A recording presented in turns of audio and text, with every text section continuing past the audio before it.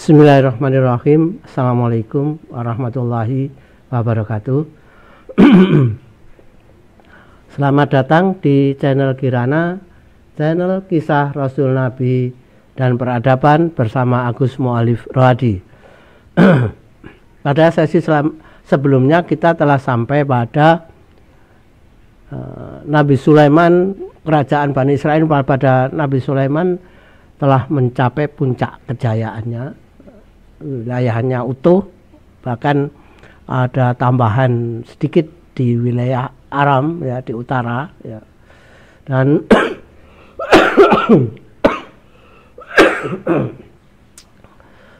wilayahnya juga meliputi wilayah sebagaimana yang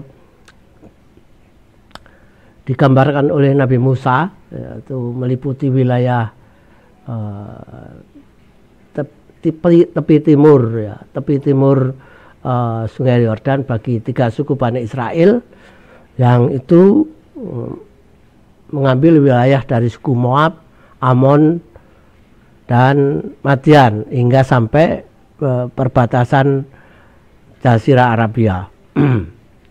Nabi Sulaiman juga sudah berhasil membangun Haikal Sulaiman, yang itu dibangun sekitar tahun 940 sebelum Masehi ya. Kalau dihitung jaraknya dengan pembangunan Baitullah yang pertama, yaitu Bakkah di Mekah, yang dibangun sekitar tahun 2050 sebelum Masehi, berarti ada jarak sekitar 1000 tahun antara pembangunan Baitullah yang pertama yaitu Bakkah dan Baitullah yang kedua yaitu Haikal Sulaiman. Haikal Sulaiman yang kaum muslim di Indonesia menyebutnya dengan Al-Aqsa ya, Masjid Al-Aqsa. Pada awalnya namanya adalah Haikal Sulaiman ya. Pada awalnya adalah namanya Haikal Sulaiman.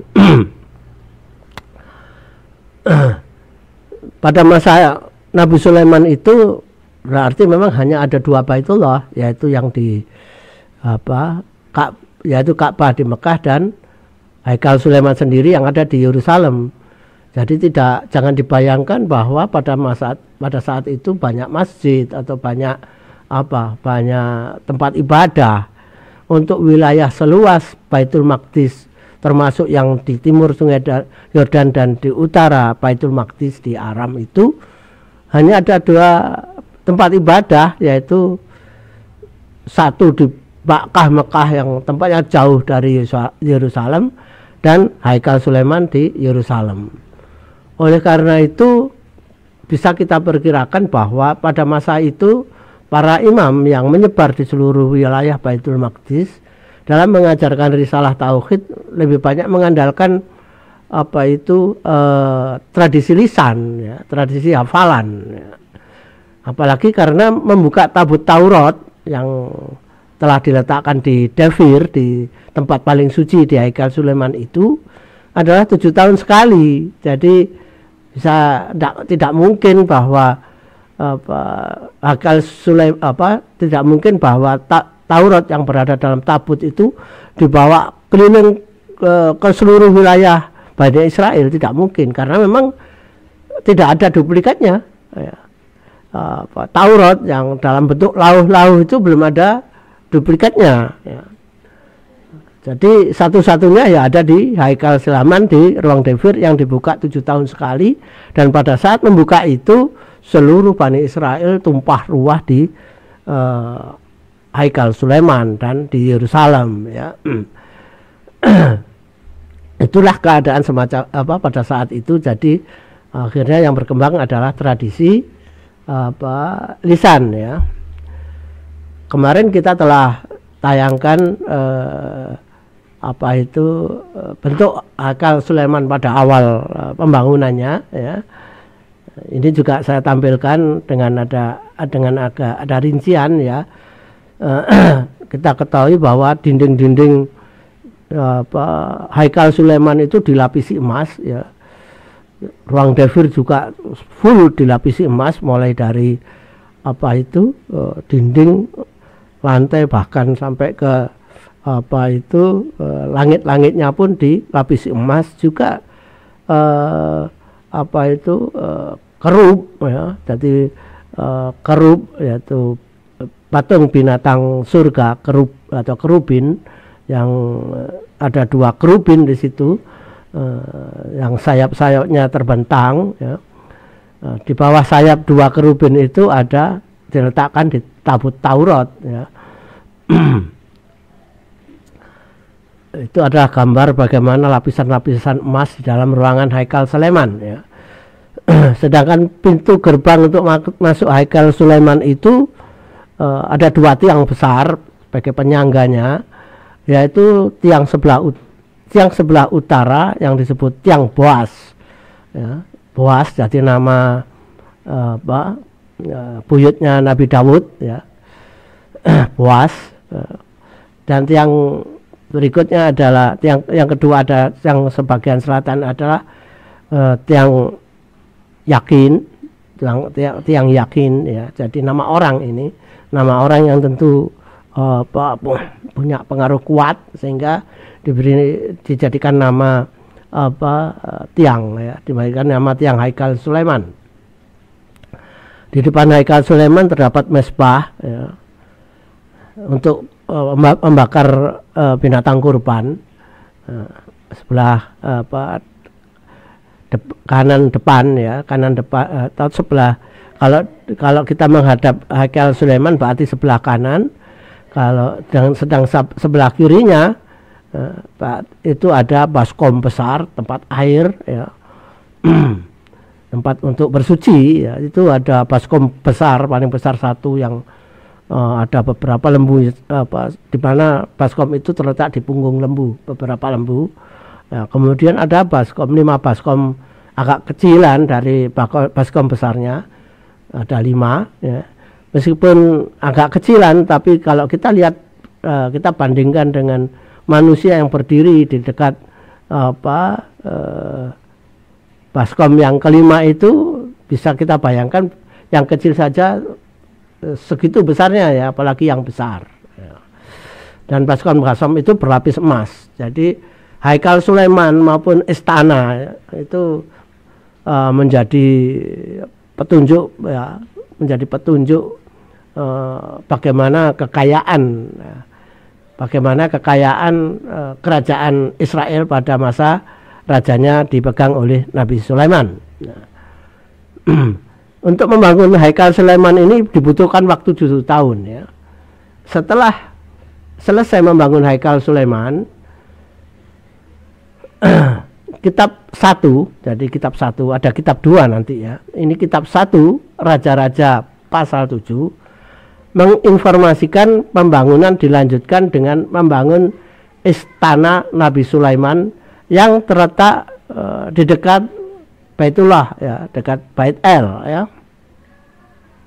Tentu pembangunan kompleks istana ini lebih besar daripada membangun Haikal Sulaiman ya. Juga membangun kota, bukan hanya membangun istana tapi juga membangun kota, membangun benteng kota ya. Benteng kota itu mengelilingi kota Sulaiman, termasuk mengelilingi kota Daud. Jadi kota Daud yang awalnya sudah punya benteng itu, bentengnya diperkuat.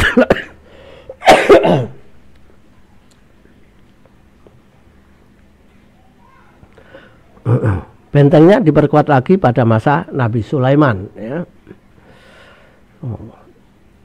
Karena yang dibangun itu sangat besar ya. Bahan-bahannya juga terdiri dari batu-batu yang besar. Satu batu itu ukurannya, kalau bisa kita lihat bekasnya sekarang masih ada, yang menjadi dinding penopang Masjidil Aqsa sekarang ini ya. Kompleks Haram Asyarif atau kompleks Masjidil Aqsa itu, satu batu itu tingginya itu, satu batu tingginya itu setinggi dada manusia dewasa. Jadi bisa dibayangkan berarti lebih kurang tingginya batu itu 1,5 sampai 1,6 meter, karena orang dewasanya orang Israel, bukan seperti saya yang pendek begini ya. Jadi bisa kita perkirakan tingginya batu itu sekitar 1,5 meter sampai 1,6 meter. Panjangnya mungkin 2 meter ya. Mungkin 2 meter atau lebih. Sedangkan lebarnya mungkin sekitar 80 cm sampai 1 meter. Itu satu batu ya. Beratnya itu bisa 3 sampai 5 ton. Satu batu itu bisa 3 sampai 5 ton. Oleh karena itu batu itu tidak dibentuk di Haikal Sulaiman, tapi batu itu dibentuk di tempat pengambilan batu. Nah, setelah dibentuk kemudian ditarik dengan lembu penarik ya. Jadi batu itu ditarik dengan lembu penarik, yang jumlah lembu untuk menarik itu sangat panjang. Sangat banyak jumlah lembu penariknya itu.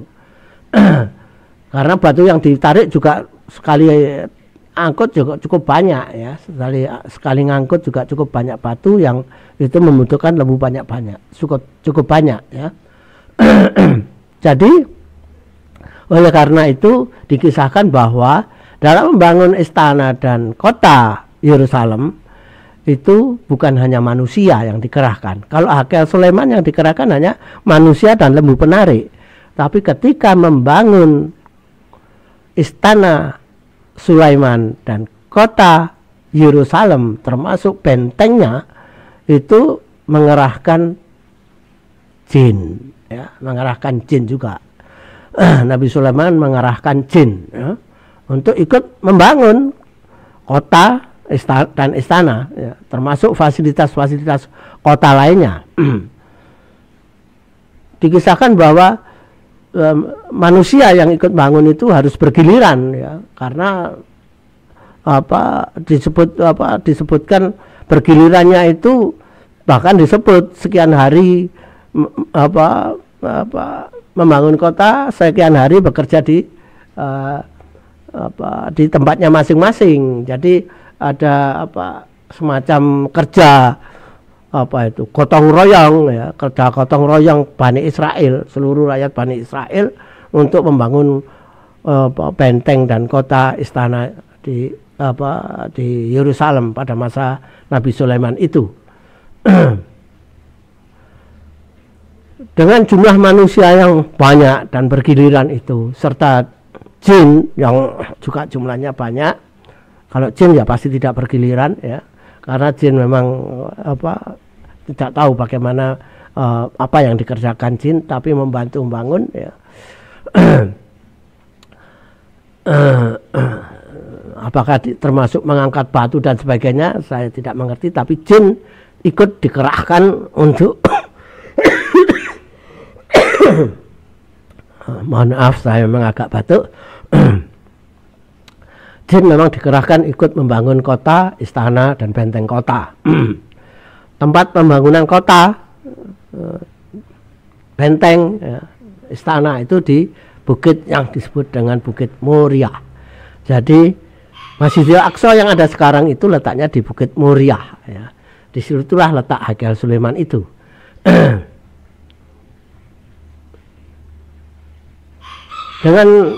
Dengan demikian pada masa Nabi Sulaiman identitas kerajaan Israel menjadi lengkap ya.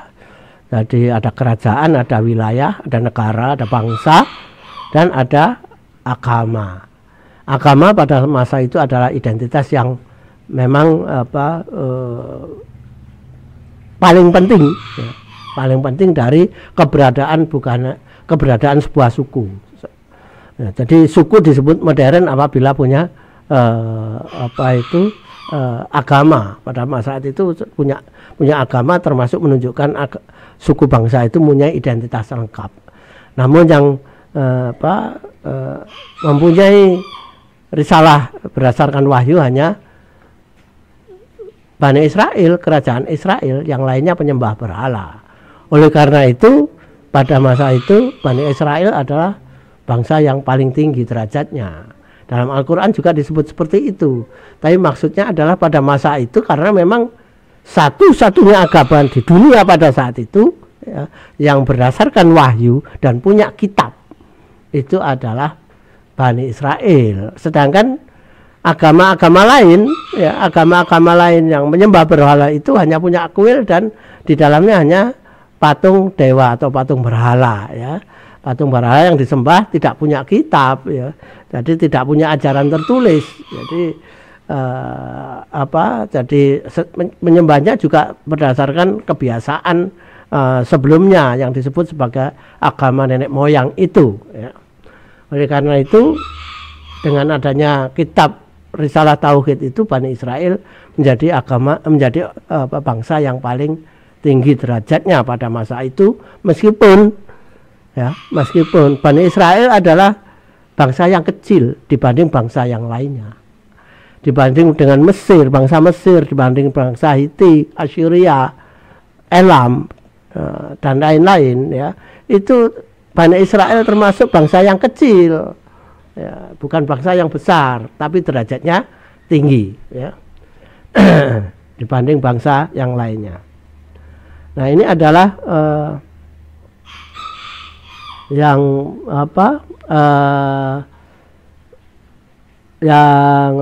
ada garis merah yang mengelilingi kota, ada garis merah benteng ya. Jadi itu benteng yang mengelilingi kota Sulaiman dan kota Daud. Ya, kota Daud ada di sebelah selatannya, sedangkan kota Sulaiman ada di utara kota Daud ya. Tapi sudah tergabung menjadi satu kota yang disebut kota Yerusalem ya. Terdiri dari kota Daud dan kota Sulaiman.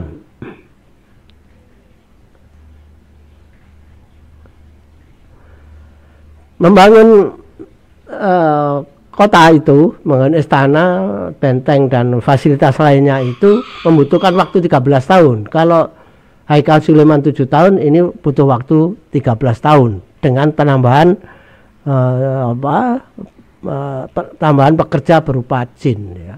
Berupa jin dan juga jumlah manusia yang lebih banyak, sehingga itu pun sudah membutuhkan waktu yang hampir 2 kali lipat dari pembangunan Haikal Sulaiman.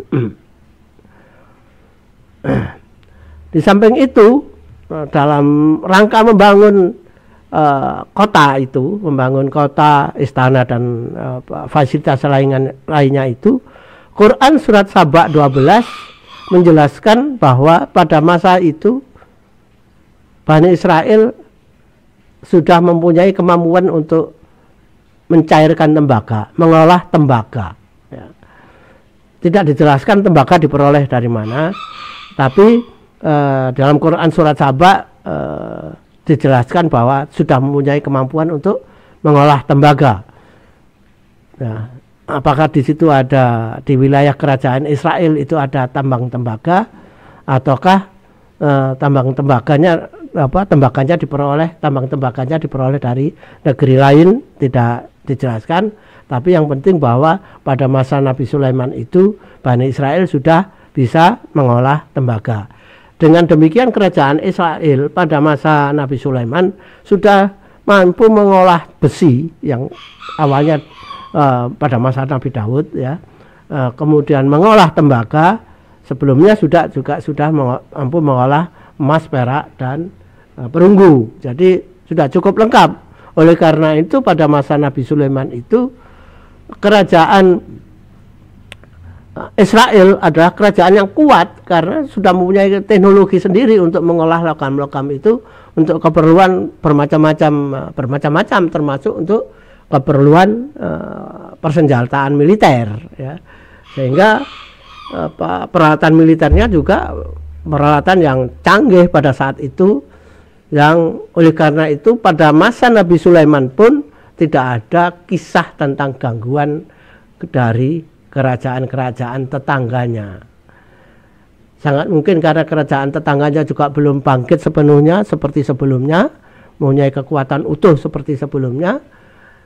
Sedangkan kerajaan Israel sudah sampai pada puncak kejayaannya. Pada masa Nabi Sulaiman itu sudah sampai pada masa puncak kejayaannya. Bahkan ya, kerajaan Israel bukan hanya dikenal oleh kerajaan-kerajaan di sekitarnya, ya, seperti kerajaan Mesir, Hiti, Syria dan Assyria dan Elam, ya, tapi juga dikenal sampai ke negeri yang disebut negeri Saba, ya.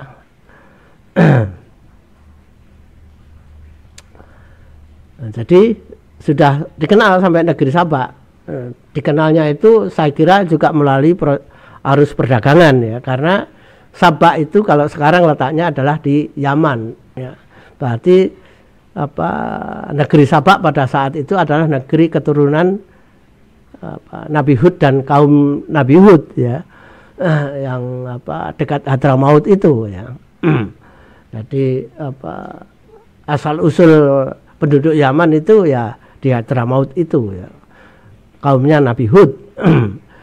Orang Iram, ya, keturunan Iram. Iram itu cukup luas, ya, jadi sampai Yaman. Di Aram juga ada Iram, ya, di beberapa tempat juga ada Iram, termasuk kaum Nabi Saleh yang ada di Al-Ula itu juga keturunan suku Iram, ya, keturunan suku Iram, ya. Al-Ula itu di utara wilayah Saudi Arabia, itu ada di utara Arabia. Baik Nabi Hud maupun Nabi Saleh itu agak jauh sebelum masa kerasulan Nabi Ibrahim. Jadi negeri Saba sudah mengenal kerajaan Sulaiman, ya.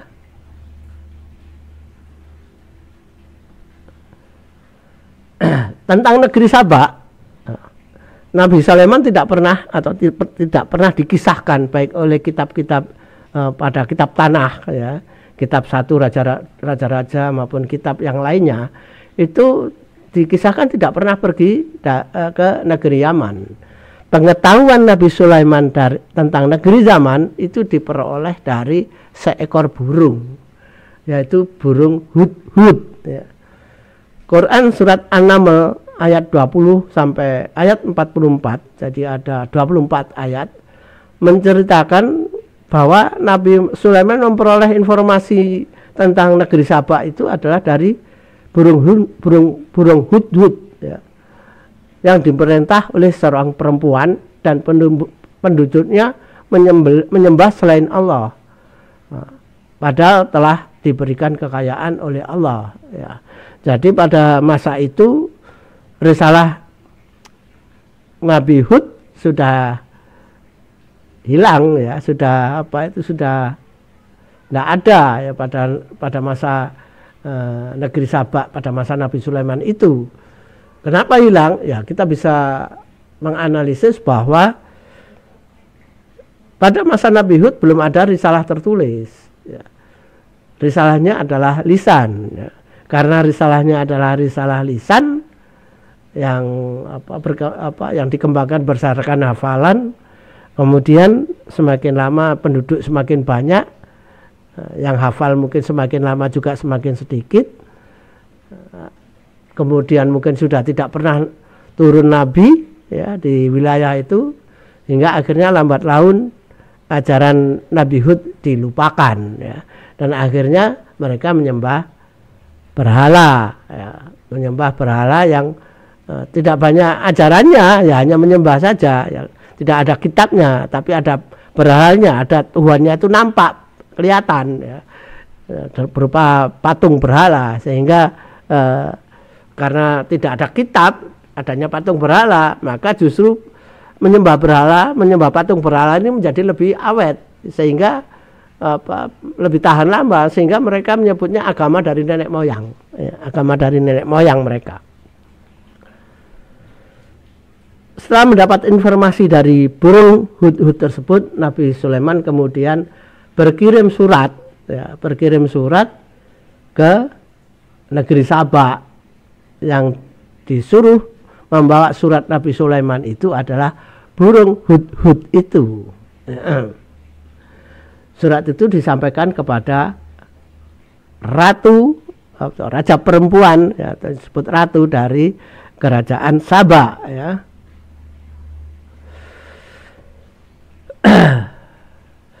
Ketika surat telah sampai, sebelum itu kita membahas burung hudhud ya. Banyak versi tentang burung hudhud, tapi rata-rata yang paling besarnya seperti burung merpati ya. Menurut saya kok tidak sebesar burung merpati, mungkin lebih besar lagi ya, mungkin sebesar burung elang ya. Yang karena apa, jarak tempuhnya kan dari Yerusalem ke Sabah, itu pun kan menyeberang laut ya. Bisa menyeberang laut, bisa tidak, tapi kalau mau cepat menyeberang laut kan. Jadi jaraknya itu berapa ya, lebih dari 3.000 kilo, lebih dari 3.000 kilo, jadi sekitar 4.000 lah, mungkin 4.000-5.000 kilo, cukup jauh untuk terbangi oleh burung yang sebesar burung merpati ya. Jadi perkiraan saya sebesar burung elang ya.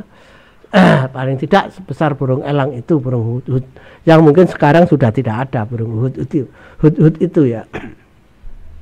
Atau burung atau burung yang lain tapi disebut dengan burung hudhud ya. Yang saat ini burung itu masih ada, tapi tidak diketahui apakah itu tidak ketahui bahwa itu burung hudhud. Tapi mungkin saja burung itu ya. Karena hudhud ini juga bukan nama sebenarnya ya, bukan nama sebenarnya.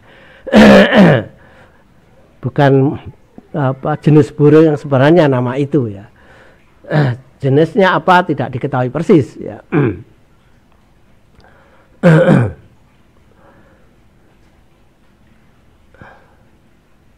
Jadi burung ini kemudian membawa surat ya, yang kedatangannya tentu sangat mengagetkan Ratu Balqis, karena burung itu tiba-tiba saja bisa masuk ke ruangan istana ya, kemudian menyodorkan surat ya.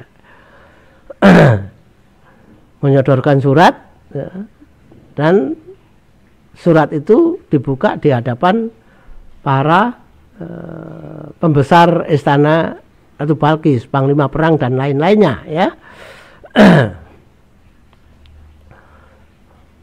Apa isi surat Nabi Sulaiman itu tidak ada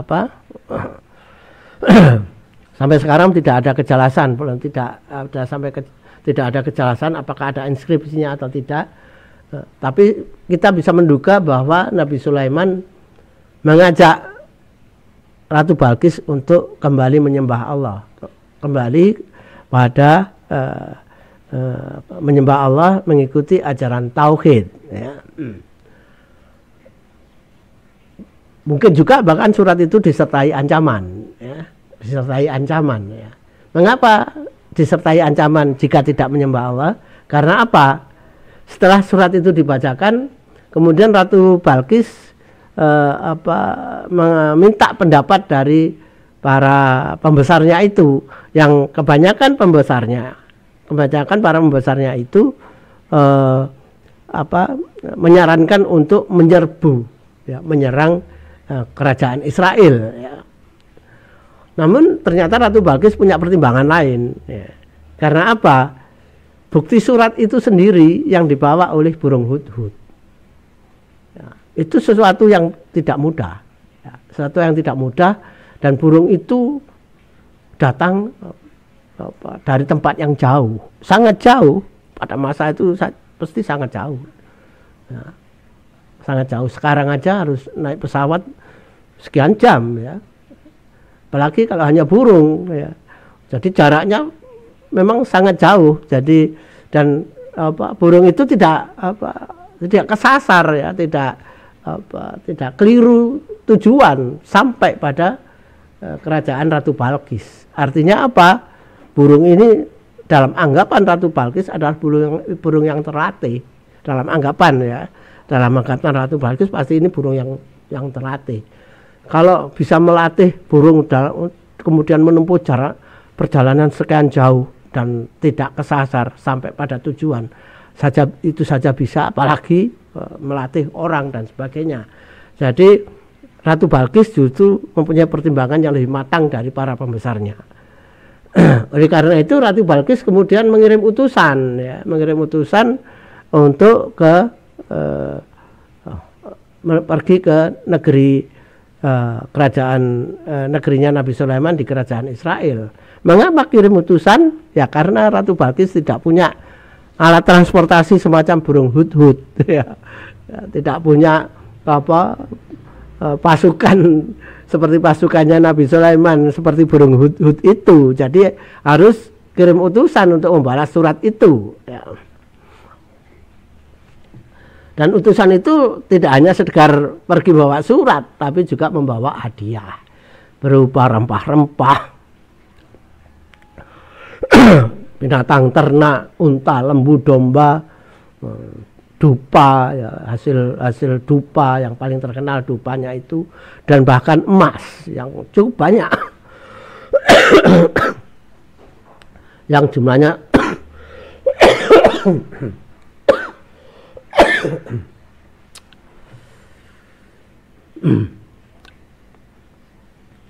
yang jumlahnya cukup banyak sebagai pertanda ingin melakukan perdamaian, ya. Ini adalah lukisan Ratu Balkis menerima surat yang dibawa oleh burung hudhud, ya. Balkis atau Bilqis, ya. Dalam kitab Satu Raja-Raja disebut Sheba, Ratu Sheba.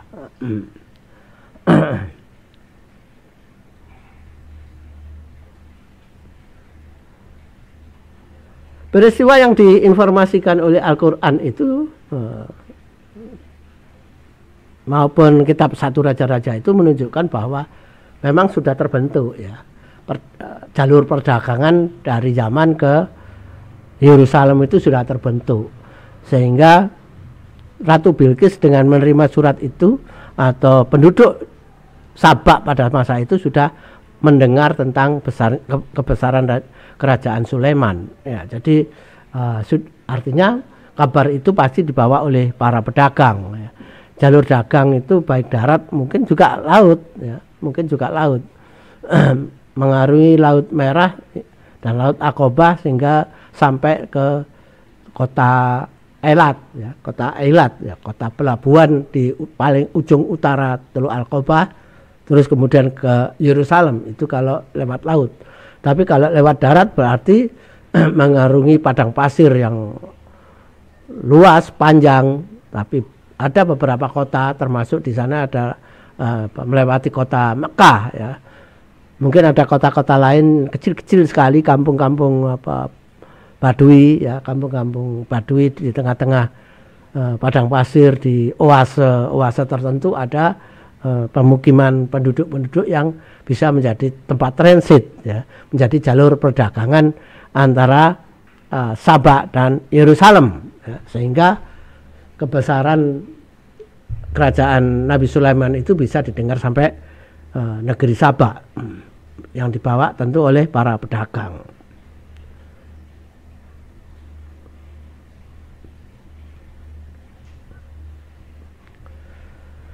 Tentu membutuhkan waktu, ya, utusan itu hingga akhirnya sampai di kota Yerusalem, ya. Mungkin saat itu utusan itu ketika mau masuk kota Yerusalem harus melalui pintu benteng yang bentengnya itu cukup megah, ya. Kemudian ketika dipersilahkan masuk, mereka mungkin sempat melihat Haikal Sulaiman dari luar, ya, juga melihat istana dari luar, mungkin sudah melihat kemegahannya, yang itu membuat utusan negeri Sabak mungkin juga sudah mulai merasakan kehebatan kerajaan Nabi Sulaiman, ya. Kemudian utusan itu akhirnya sampai pada istana, ya. Kemudian masuk dan diterima oleh Nabi Sulaiman, dan utusan tersebut menyampaikan hadiah dari Ratu Balqis atau Ratu Bilqis atau Ratu Sheba itu tadi. Namun oleh Nabi Sulaiman hadiah itu ditolak, ya. Bagi Nabi Sulaiman hadiah itu sangat kecil dibanding kekayaan kerajaan Nabi Sulaiman sendiri, yang Haikal Sulaiman aja berlapis-lapis, emasnya sangat banyak untuk melapisi bangunan Haikal Sulaiman seperti itu. Jadi mungkin juga bukan karena dipandang kecil, tapi Nabi Sulaiman punya maksud lain menolak hadiah itu. Maksudnya apa? Nah, itu dituangkan dalam surat yang dibawa utusan itu, yaitu meminta agar negeri Sabak penduduknya kembali menyembah Allah. Ya. Mungkin juga Nabi Sulaiman dalam suratnya menginformasikan asal usul negeri Sabak yang keturunan Nabi Hud dan peristiwa adab Allah pada kaum Ad pada masa Nabi Hud, sehingga itu dipakai untuk mengingatkan Ratu Balkis agar Sabak dan penduduk Sabak kembali menyembah Allah. Dan bukan hanya seperti itu, surat Nabi Sulaiman, dalam suratnya tersebut bahkan Nabi Sulaiman mengancam jika penduduk Sabak tidak menyembah Allah, maka Nabi Sulaiman akan mengerahkan bala tentaranya menyerbu negeri Sabak. Ya. Setelah memberi surat itu, kemudian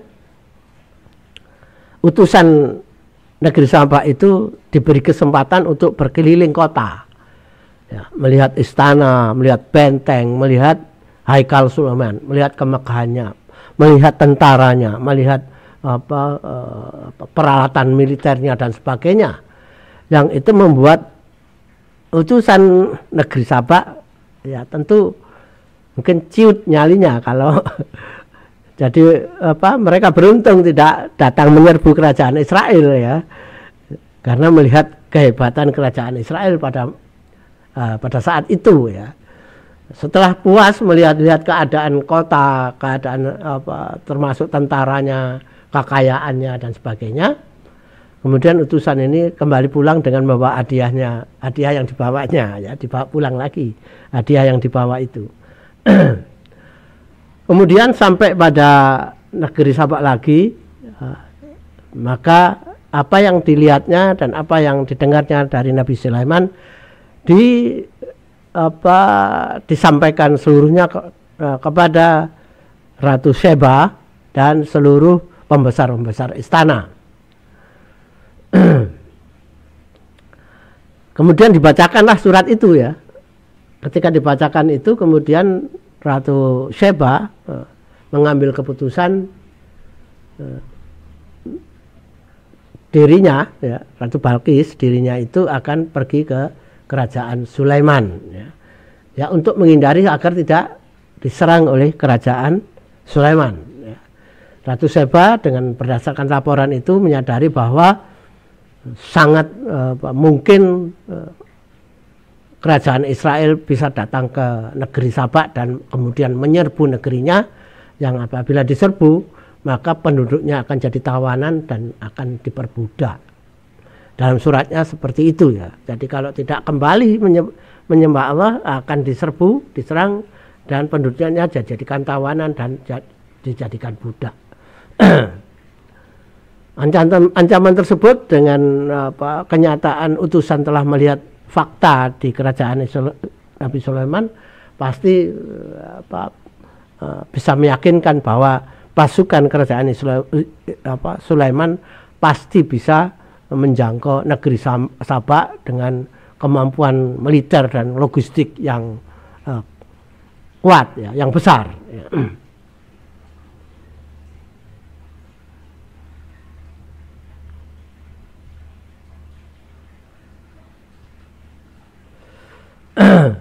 Setelah diputuskan oleh Ratu Sheba bahwa mereka harus pergi ke negeri Sulaiman, ya, maka berangkatlah. Tentu rombongannya menjadi lebih besar, ya, dengan membawa bukan hanya logistik dalam perjalanan, tapi juga tetap membawa hadiah, ya. Hadiah tentu hadiah bukan dalam bentuk hadiah yang seperti semula, tapi mungkin membuat khusus untuk dipersembahkan kepada Nabi Sulaiman. Maka berangkatlah rombongan Ratu Sheba dengan bala tentaranya itu. Nah, ketika Ratu Balkis itu berangkat dari negerinya, Nabi Sulaiman pada saat yang sama ketika rombongan Ratu Sheba berjalan ke arah negeri Israel, ya, Nabi Sulaiman mengumpulkan bala tentaranya, ya, baik dari jenis manusia maupun jin, ya, manusia maupun jin. Nabi Sulaiman menyampaikan sebuah pertanyaan, siapa yang bisa dengan cepat membawa singgasana Ratu Sheba atau Ratu Bilqis itu, ya, dan harus datang, singgasana itu harus tiba sebelum Ratu Bilqis datang, ya. Maka terjadi kontestasi, ya, kemampuan, ya, kesanggupan, ya, kontestasi siapa yang paling hebat untuk bisa mendatangkan singgasana itu. Jin Ifrit menawarkan kepada Nabi Sulaiman bahwa Jin Ifrit bisa membawa singgasana itu sebelum Nabi Sulaiman berdiri dari tempat duduknya. Jadi sangat cepat, ya, dari duduk terus berdiri. Sebelum Nabi Sulaiman berdiri sudah datang itu singgasana itu. Namun ada seorang hamba Nabi Sulaiman, hamba yang saleh, memberikan kesanggupan yang lebih hebat lagi, yaitu sanggup mendatangkan singgasana itu sebelum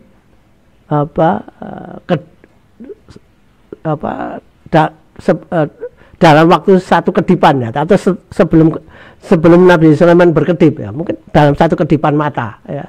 Jadi mendatangkan singgasana dalam satu kedipan mata. Maka begitu selesai ngomong, singgasananya juga langsung ada di hadapan Nabi Sulaiman karena hanya dalam satu kedipan, ya. Jadi otomatis kontestasi berhenti karena singgasana Ratu Balqis sudah ada di hadapan Nabi Sulaiman, ya. Tentu ilmu ini tidak bisa dinalar dengan ilmu pasti yang ada sekarang, ya, baik berdasarkan ilmu pasti, ilmu alam, ilmu matematika dan sebagainya. Hanya dalam satu kedipan dari tempat yang jaraknya 4.000 sampai 5.000 km itu satu kedipan mata nyampe, ya. Jadi tidak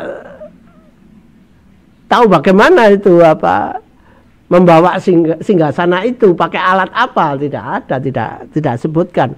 Itu hanya satu kedipan langsung datang, kan gitu. Jadi itulah hebatnya umat Nabi Sulaiman pada saat itu, ya. Jadi ya hanya dengan satu kedipan sudah bisa membawa singgasana yang jaraknya 4.000 sampai 5.000 km itu, ya. Ya, tentu tidak bisa dinalar dengan ilmu yang ada, ilmu fisik yang ada sekarang ini, ya. Itulah fakta yang disampaikan dalam kitab suci, bahwa hanya dalam satu kedipan singgasana itu sampai, ya. Ilmu yang bagaimana tidak dimengerti, ya. Tidak ada setelah masa Nabi Sulaiman kejadian seperti itu tidak ada. Hanya pada masa Nabi Sulaiman ada kejadian semacam itu, yaitu mendatangkan barang dalam satu kedipan mata. Datangkan barang yang letaknya sangat jauh hanya dalam satu kedipan mata. Ini adalah satu-satunya peristiwa, ya.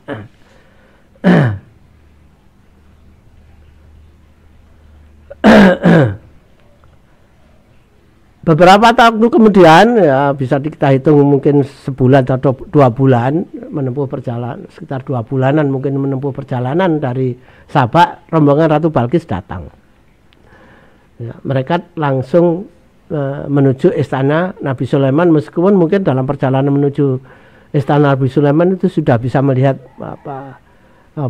Ratu Balqis dan rombongannya sudah bisa melihat fakta yang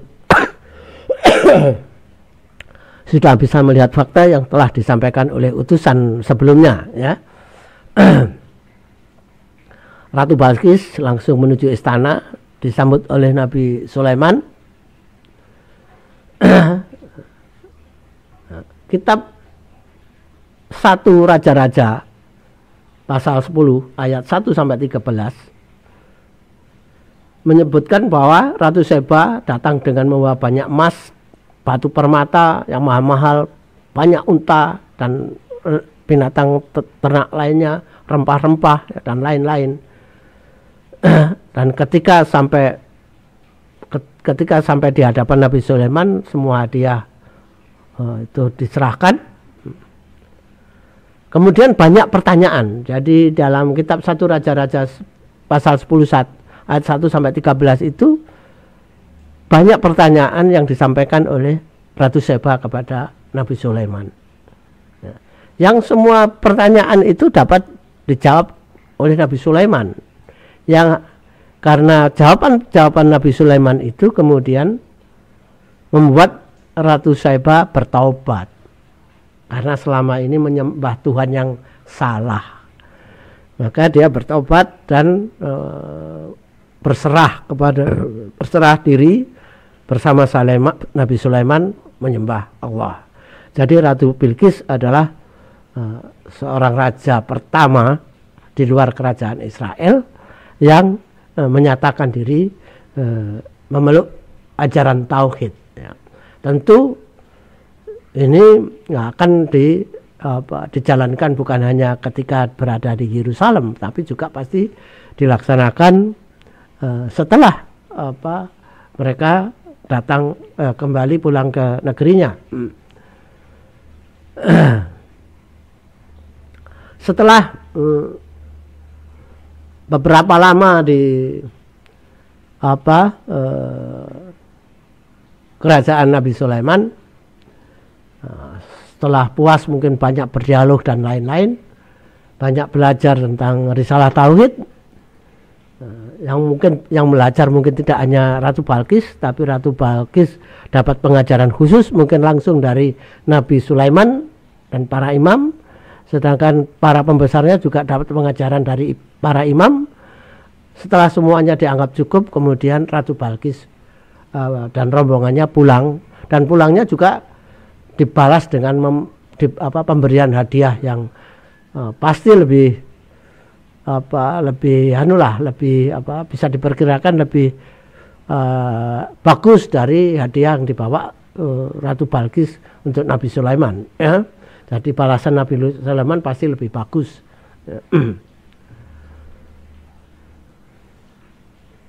Perbedaan antara kisah dalam Al-Quran dengan kitab 1 Raja-Raja tentang kisah pertemuan Nabi Sulaiman dengan Ratu Balqis ini adalah di kitab Al-Quran lebih detail. Ya. Lebih detail dimulai sebelum pertemuan.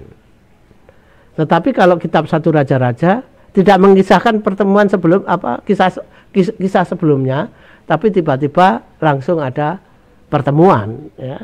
Ada pertemuan dengan Ratu Balqis. Ya. Jadi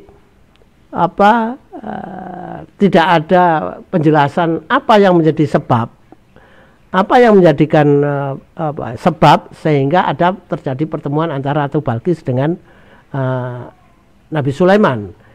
Sedangkan Al-Quran meskipun ayat-ayat yang menjelaskan tentang kisah Nabi Sulaiman dan Ratu Bilqis itu lebih sedikit, tapi mengisahkan lebih banyak daripada yang dikisahkan dalam kitab 1 Raja-Raja, yaitu sebelum peristiwa dan sampai peristiwa dan sesudah peristiwa. Jadi meskipun ayatnya lebih sedikit, tapi menjelaskan lebih banyak dari kitab 1 Raja-Raja. Sedang kitab 1 Raja-Raja, penjelasan kitab 1 Raja-Raja bisa melengkapi apa yang terjadi apa yang dikisahkan dalam Al-Quran. Ya. Ratu Balqis akhirnya sampai pada kerajaannya lagi, dan dapat kita perkirakan bahwa Ratu Balqis kemudian mengajarkan risalah tauhid itu kepada penduduknya. Ya. Jadi negeri negeri Saba adalah negeri kedua setelah kerajaan Israel yang penduduknya pada saat itu menjalani ya kehidupan agamanya adalah mengikuti ajaran tauhid ya. Hal baru karena apa? Risalah zaman Nabi Hud sudah tidak ada bekasnya. Jadi yang dibawa ini adalah ajaran meskipun lisan ya, mungkin lisan atau mungkin ya saya kira lisan dia dalam bentuk hafalan, tapi itu prinsip-prinsip yang diajarkan dari risalah yang tercantum dalam Taurat ya. Prinsip-prinsip utama dalam ibadah menyembah Allah berdasarkan ajaran Taurat ya. Mungkin sebatas itu, tidak sampai pada syariatnya ya, tapi pada prinsip-prinsip bagaimana menyembah Allah yang benar itu bagaimana, dan apa yang harus dibaca dalam menyembah itu ya. Dan bagaimana tata cara peribadatannya diajarkan ya.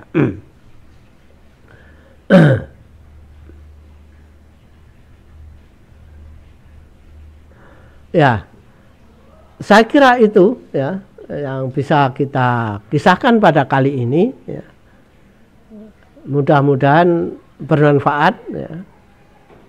Bisa menambah pengetahuan kita. Mungkin sudah banyak yang memahami kisah Nabi Sulaiman dan Ratu Bilqis, tapi mudah-mudahan apa yang saya sampaikan kali ini bisa menambah pengetahuan kita tentang pertemuan Nabi Sulaiman dengan Ratu Bilqis dari negeri Sabak ya. Sesi ke depan kita akan melihat bagaimana setelah kerajaan Israel itu usai di perintah oleh Nabi Sulaiman. Usai karena apa? Karena pada Nabi Sulaiman itu kerajaan Israel mencapai puncak kejayaannya. Tapi bagaimana setelah ditinggal Nabi Sulaiman?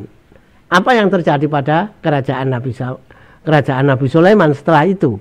Apakah juga masih pada kejayaannya atau bagaimana? Ya. Nah, sesi ke depan kita akan membahas hal itu ya. Demikian, mudah-mudahan bermanfaat. Billahi taufiq wal hidayah. Wassalamualaikum warahmatullahi wabarakatuh.